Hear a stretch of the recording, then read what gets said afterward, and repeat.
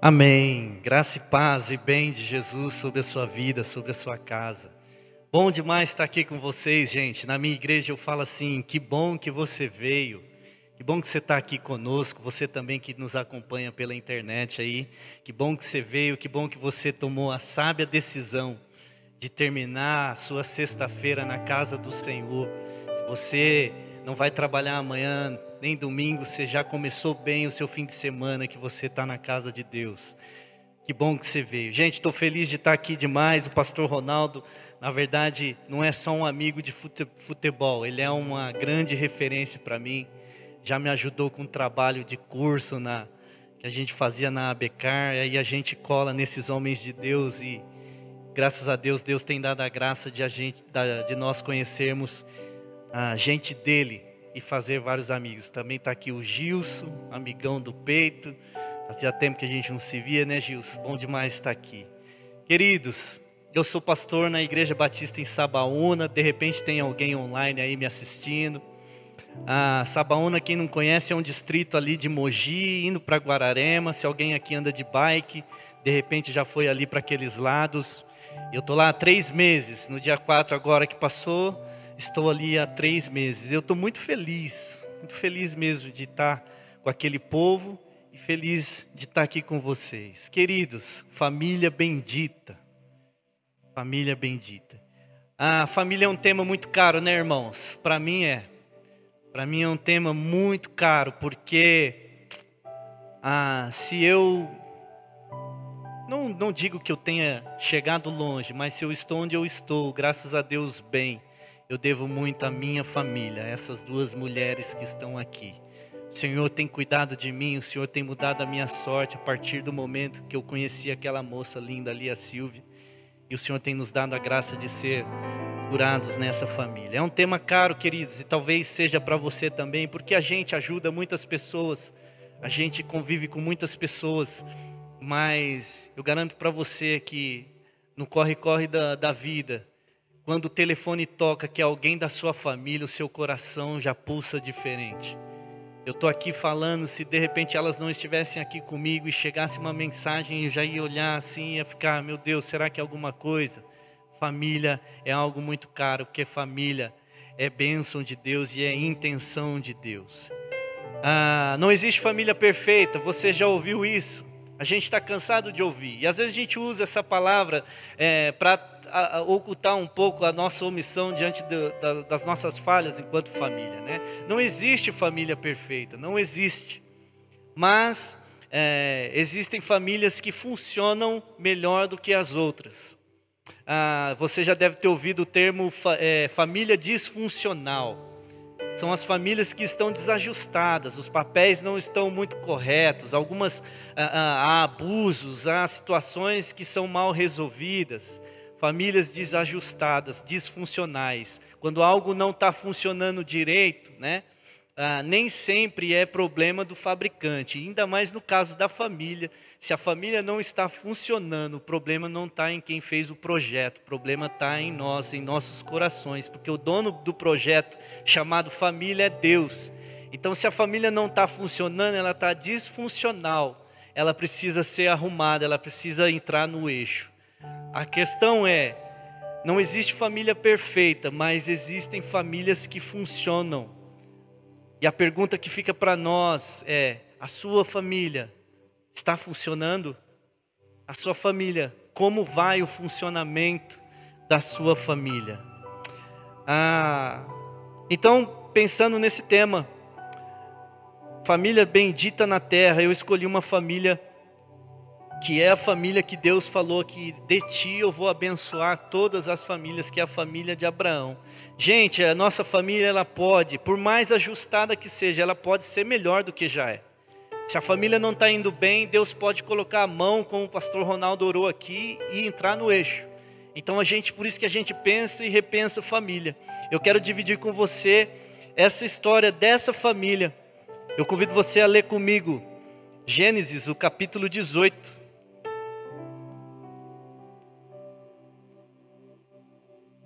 Nós vamos ler do verso 16 até o 26.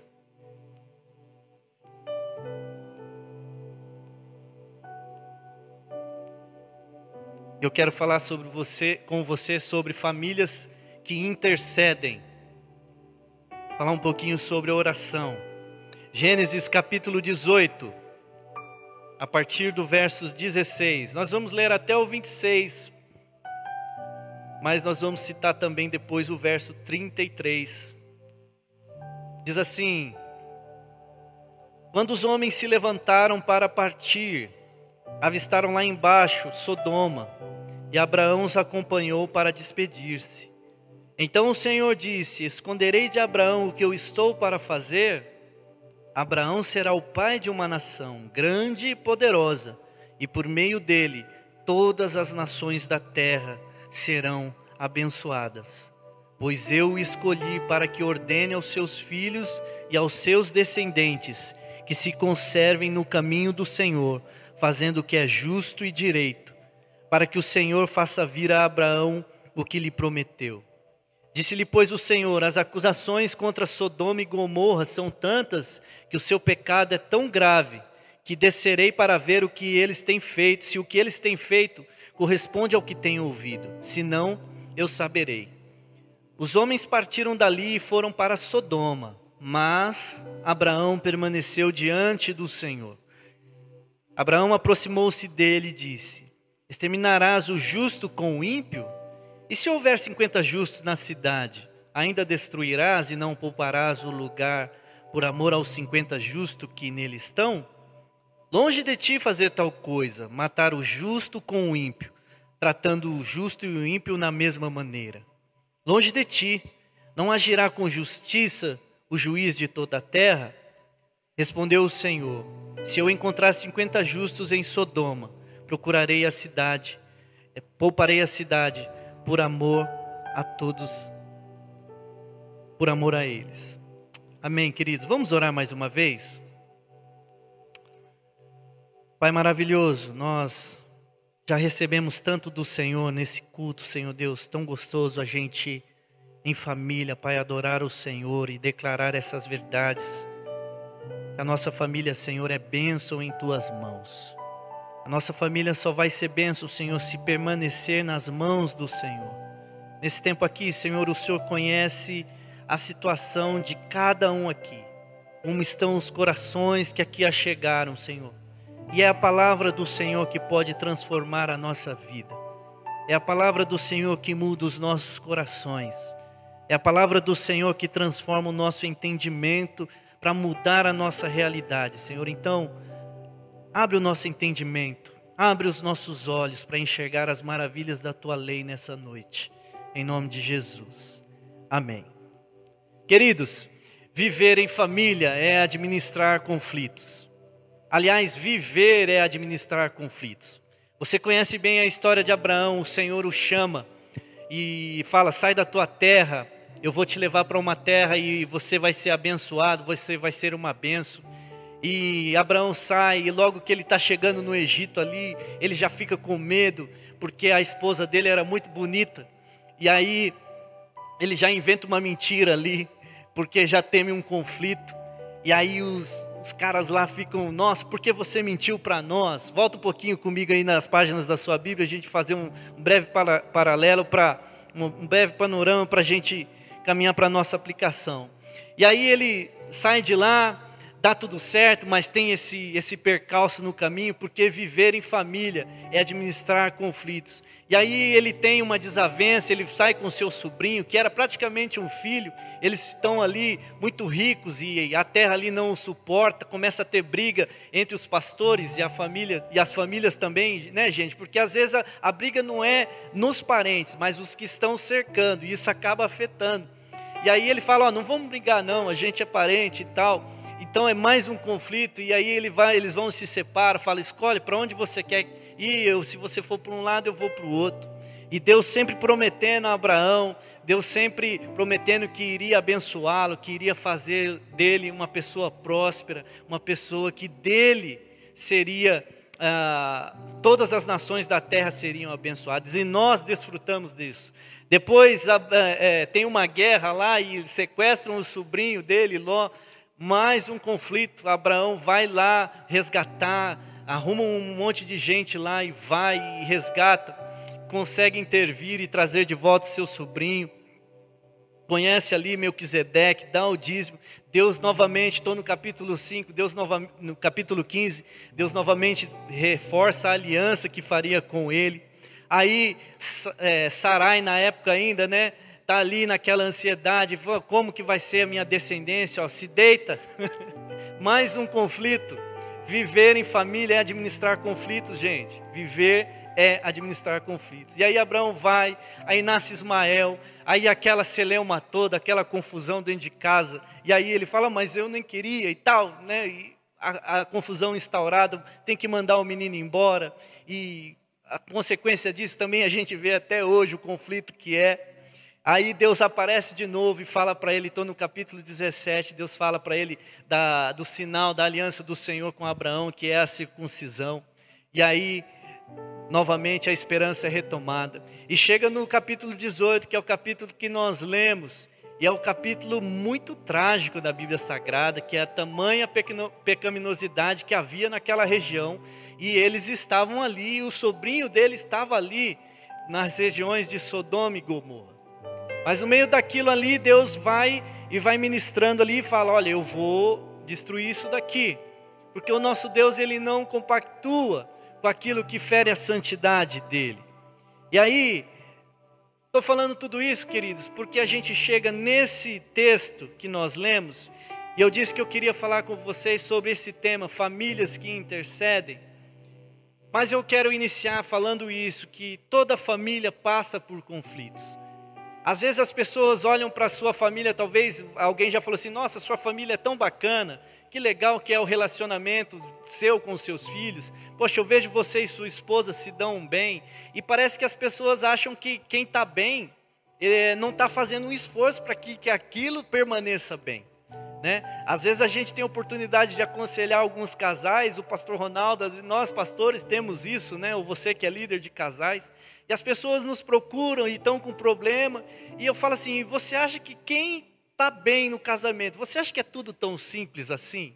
Você acha que as pessoas também não estão lutando, mesmo essas pessoas que têm uma vida boa, um casamento feliz, abençoado, os filhos ao redor da mesa, como o Salmo 128 que já foi citado aqui, você acha que as pessoas não têm um esforço para fazer isso? Então família tem conflitos. Se você espera uma receita para a sua família ser perfeita, pode esquecer, porque mesmo as famílias mais ajustadas, em momentos ou outros, vão ter conflitos. Nós estamos vendo a família de Abraão, pai das nações, amigo de Deus, e olha quantos conflitos ele enfrentou.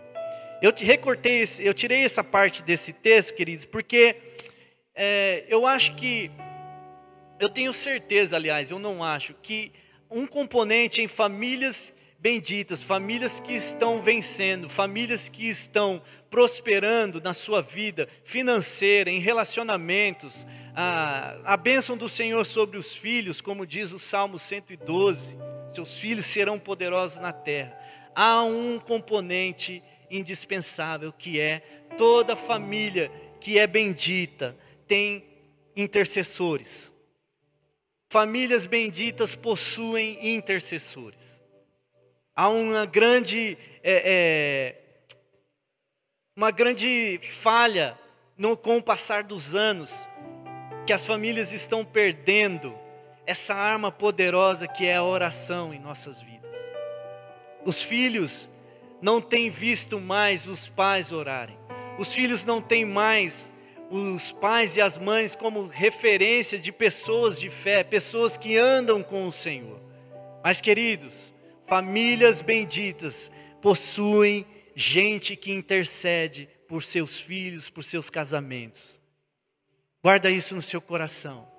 Às vezes a gente tem muitas ideias, a gente quer resolver alguns problemas, a gente fica matutando, o que eu faço, que caminho eu tomo, e aí a gente matuta primeiro, pensa primeiro e depois vai falar com o Senhor. Na verdade, o caminho deveria ser o contrário. Nós falarmos com o Senhor, dobrarmos os nossos joelhos, clamarmos a Deus, e aí sim as ideias vêm dele. Famílias que vencem são famílias que possuem intercessores. Eu tenho um amigo que ele passou um grande problema com a sua filha teve um problema de saúde seríssimo, ficou entre a vida e a morte, e ele é filho de pastor batista igual eu, e aí nós erguemos aquele clamor, várias igrejas clamando, né? E graças a Deus o Senhor colocou a mão e ela foi curada, estava com meningite, gente. E aí, conversando com ele, ele falou assim, falei, e aí rapaz, que lição que você tira disso tudo? Ele falou, eu não sabia que batista orava tanto. Eu falei assim, eu sempre soube, porque, queridos, a oração não tem a ver com a placa de denominação que a gente congrega. Uma vez eu estava, contar uma experiência para vocês, a minha esposa cansa de ouvir essa minha experiência.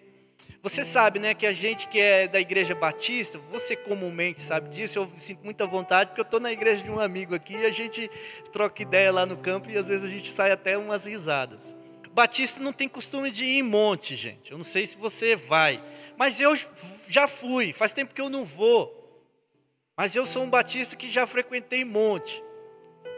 Senti vontade e fui algumas vezes. Teve um dia que eu estava em casa sozinho e comecei a sentir aquela vontade de orar. Mas eu vou orar aqui em casa, posso orar, né? Ah não, eu vou lá no monte. Aí eu fui ao monte, aí cheguei lá no monte, era um dia de semana, tinha poucas pessoas. E aí eu escutava um rapaz, tudo escuro, né? Quem já foi no monte sabe disso, né? E é um ambiente bom. E às vezes você chega no monte até desanimado, né? Nem está muito afim de orar, mas aí as pessoas orando ali, aquilo vai te dando um fervor, você começa a clamar pelos seus familiares, pelos seus amigos. Mas nesse dia eu estava meio derrubado e eu fui lá e tinha um rapaz lá. E você sabe, batista ora um pouco mais quieto, né, gente? A gente ora mais sossegado. Eu sou um pouco fora da curva, às vezes, mas... como bom batista eu gosto de orar mais sossegadinho. Mas nesse dia eu estava lá no monte e o rapaz orava.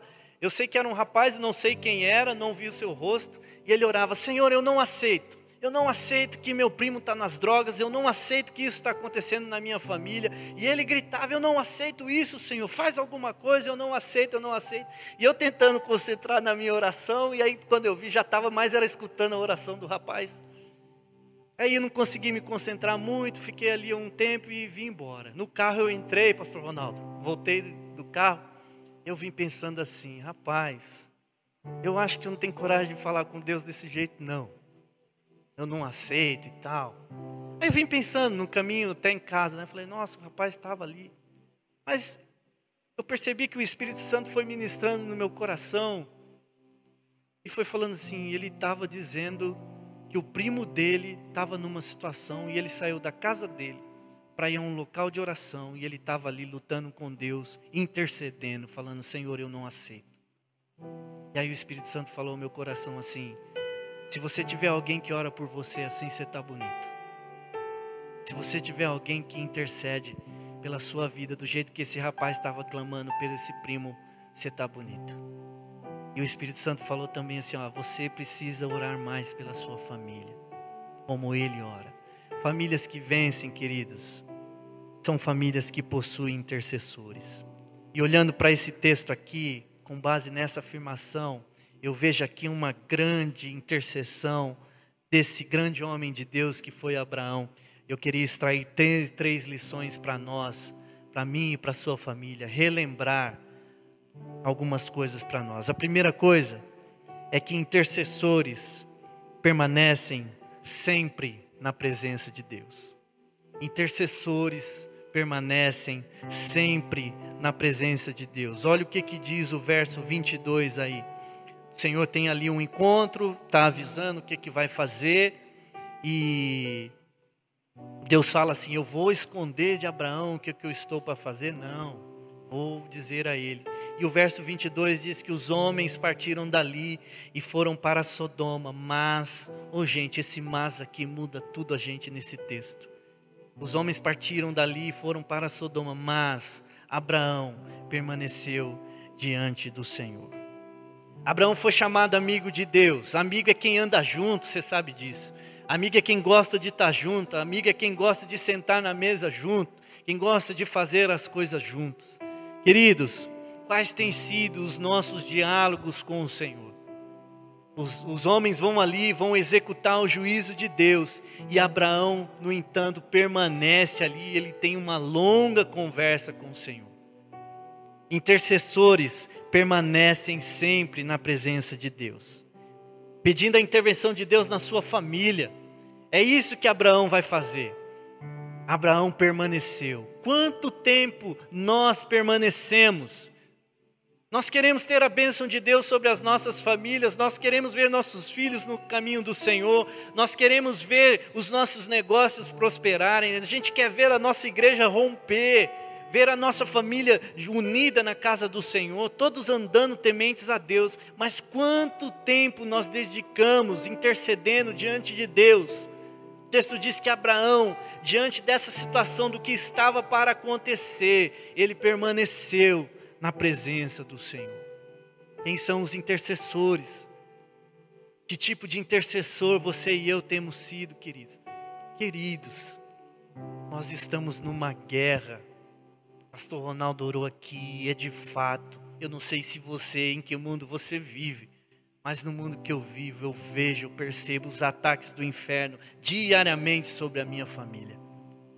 E esses ataques só são vencidos com as armas que o Senhor nos deu, que são os nossos joelhos dobrados, clamando, permanecendo na presença do Senhor. Quando eu e você, nós nos entregamos a Jesus, nós não recebemos 2 pantufas para ficarmos sossegados. Agora minha família está na bênção. Você recebeu uma armadura. A armadura é para quem está em guerra, irmãos. Intercessores permanecem na presença de Deus. Se você não tem permanecido na presença do Senhor, pelos seus filhos, pela sua casa, é hora de voltar.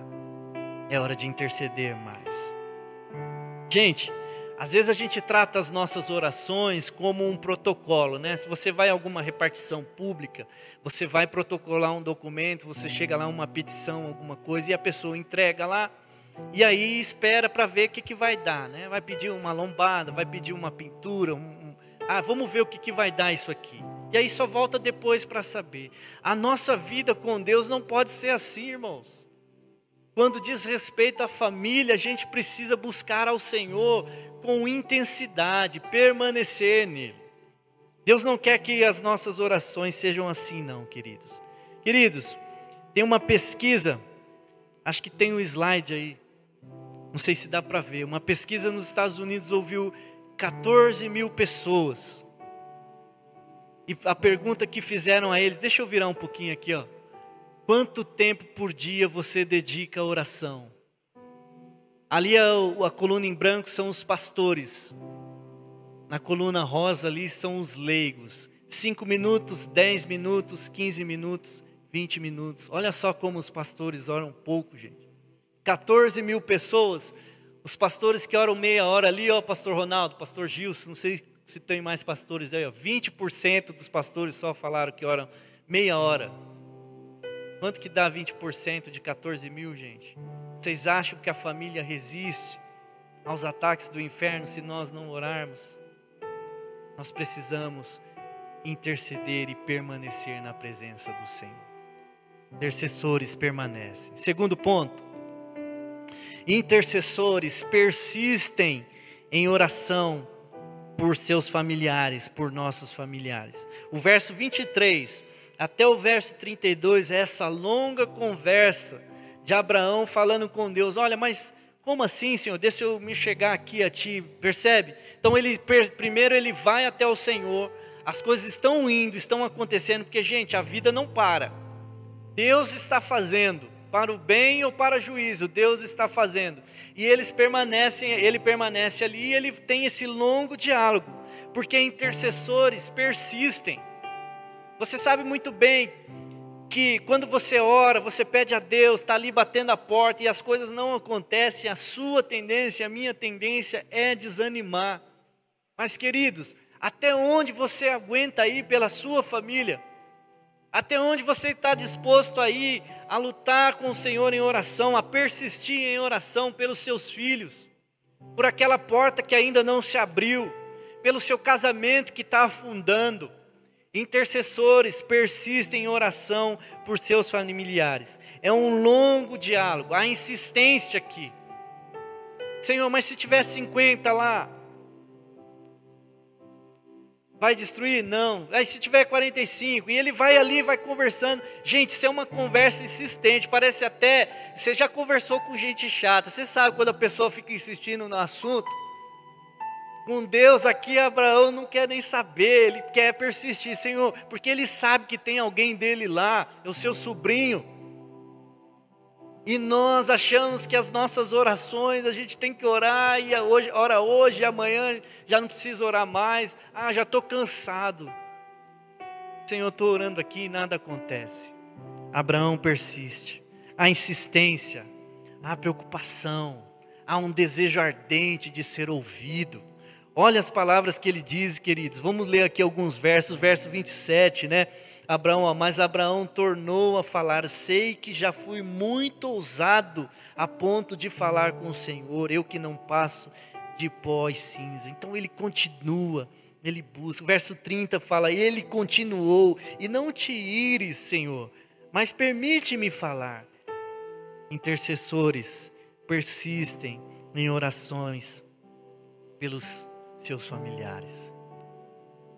Então nós precisamos permanecer na presença do Senhor diariamente, e nós precisamos persistir em oração.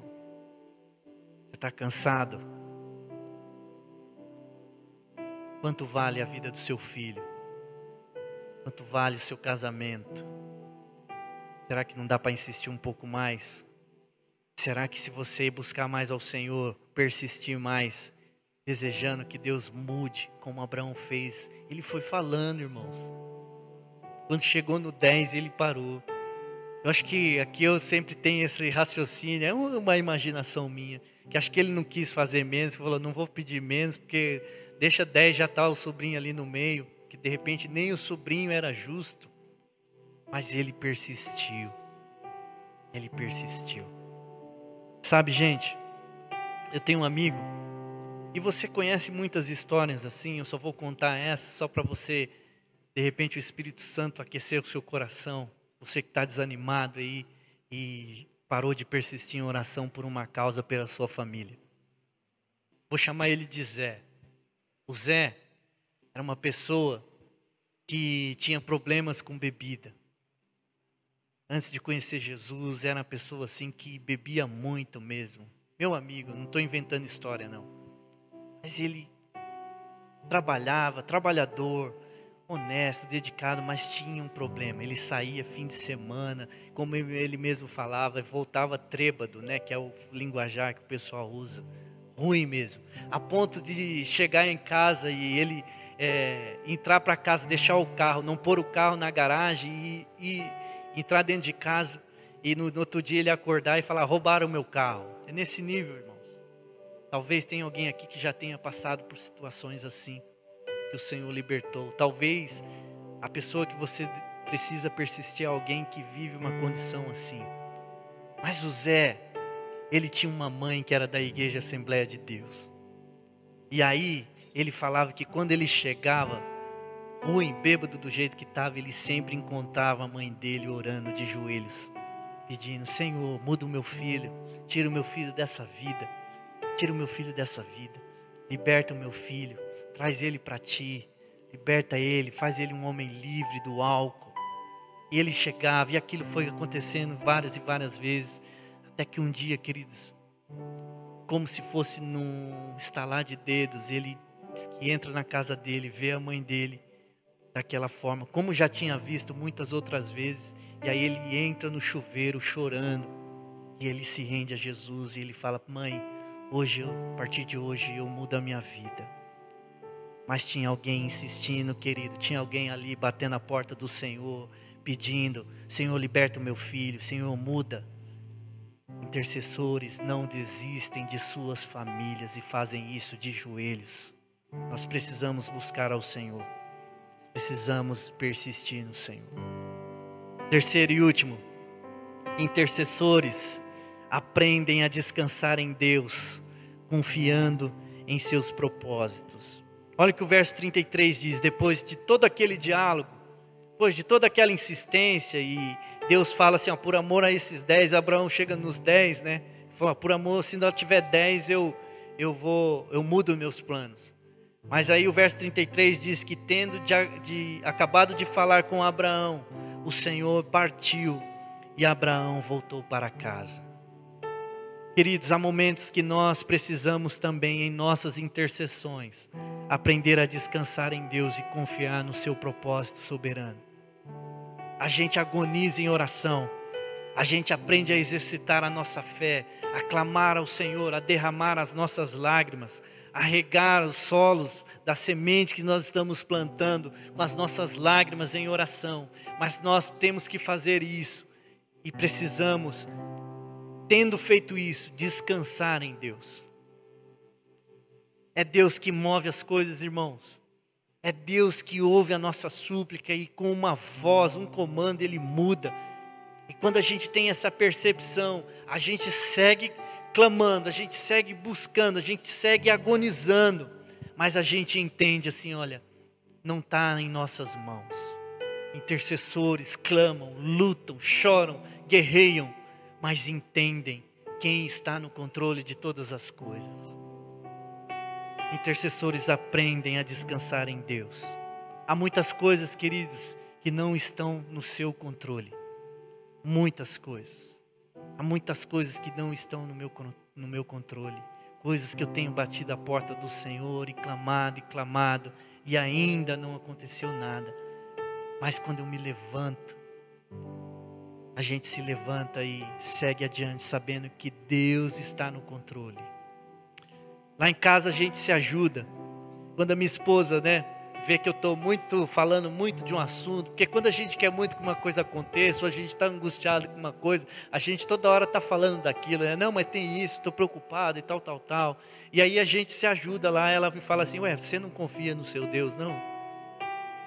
Traz a gente de volta. Você não está orando? Não já orou? Precisa descansar nos propósitos do Senhor. Precisa descansar. Intercessores descansam. Aprendem a descansar em Deus, confiando a Deus os seus propósitos. Talvez você chegou aqui nessa noite e Deus está falando para o seu coração, não, eu preciso orar mais. Ou talvez você chegou aqui agoniado, meu Deus, o que eu faço? Continue orando, mas descanse, que Deus cuida muito melhor da sua família, cuida muito melhor dos seus filhos do que você mesmo. Aprenda a descansar. Capítulo 19, a gente sabe que Deus dá um grande livramento. Deus dá um grande livramento a Ló. A palavra de Deus diz, queridos, que Deus, através das nossas orações, o Senhor muda as circunstâncias. A oração de um justo é poderosa e eficaz. Você acredita mesmo, querido? Você acredita mesmo que a sua oração faz diferença? Que às vezes a gente fala assim, não, vamos orar e tal, e isso se torna uma coisa tão automática em nossas vidas. Você realmente acredita que as orações que você já fez aqui, que a oração que nós vamos fazer aqui juntos agora, tem poder no mundo espiritual para mudar situações, para mudar corações? Você acredita mesmo nisso? A oração de um justo é poderosa e eficaz. Eu vou falar só mais uma experiência e eu quero orar por você, junto com você. Sempre a minha sogra, sempre fala da mãe dela, a dona Adelaide. E talvez você tenha tido algum parente, alguém que era referência assim também. Ela fala, olha, a dona Adelaide era uma mulher de oração, uma mulher que temente a Deus. É gente que ainda morto fala, sabe, gente, como a palavra de Deus diz? E a minha sogra de vez em quando faz questão de falar para a gente lá na mesa. Eu tenho certeza que muitas das bênçãos que a gente vive hoje ainda é fruto das orações da minha mãe. Queridos, oração é um longo caminho. Qual que é o legado que nós estamos deixando? Nós precisamos voltar os nossos corações. Não dá para ter uma família abençoada sem os nossos joelhos dobrados, queridos. Pode ter uma cópia aí que parece que é, mas nós precisamos orar. Termino dizendo essa frase: grandes intercessores pedem o improvável, esperam o impossível e recebem o impensável. Grandes intercessores pedem o improvável, esperam o impossível e recebem o impensável. Eu quero orar com você, eu quero orar com a sua vida. Eu quero clamar ao Senhor e nós vamos clamar juntos, que o Senhor desperte em nós novamente a volta para um espírito intercessor, para um coração mais quebrantado, mais voltado. Talvez você chegou aqui desanimado, talvez você já está aí sem forças para orar. Volte ao caminho da oração. Eu quero orar com você, querido. Se você tem liberdade, deseja se achegar aqui à frente, nós vamos orar juntos. Você quer colocar a sua família diante do Senhor, quer dizer: Senhor, eu entendi essa palavra e eu tomei a decisão que eu quero interceder mais pela sua família. Saia do seu lugar, nós vamos orar com você. Venha até aqui à frente, faz tempo que a gente não faz isso. Se você deseja, tem liberdade para isso, vamos clamar ao Senhor. Que o Senhor nos desperte, queridos, como intercessores. Que o Senhor nos desperte como gente que tem fé para buscar. Ministra aqui, Gilson, ministra aqui, pastor Ronaldo. Ministra nessas vidas aqui, nós vamos orar, pedindo a bênção de Deus pelas nossas famílias. Você acredita, querido, que a sua oração é poderosa e eficaz para transformar a sua realidade, para transformar a sua família? Vamos clamar ao Senhor, vamos clamar a Deus. Vamos adorar ao Senhor, vamos, erga a sua voz, querido. Coloque seus filhos diante do Senhor. Qual que é o problema que você está enfrentando? É o seu casamento? É estar perigando lá, de repente, uma demissão na empresa? Vamos orar, clame a Deus, diga: Senhor, como Abraão clamou, eu clamo ao Senhor pela minha vida, pela minha família. Vamos cantar aí, depois nós oramos.